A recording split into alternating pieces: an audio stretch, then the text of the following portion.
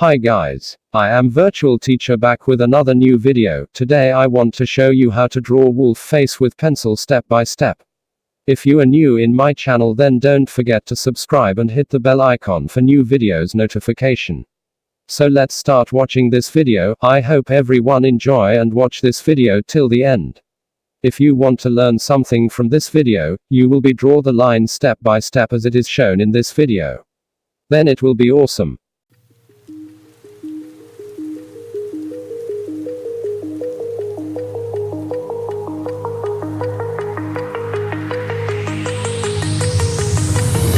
Do you remember how you held me then? Now you got me reaching out.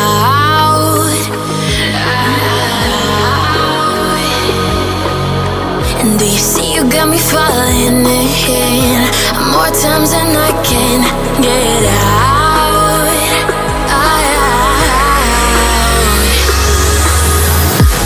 Down in the deep of my mind, I crawl for you and you're always inside. Down in the deep of my mind, how long do I got to keep you, to keep you?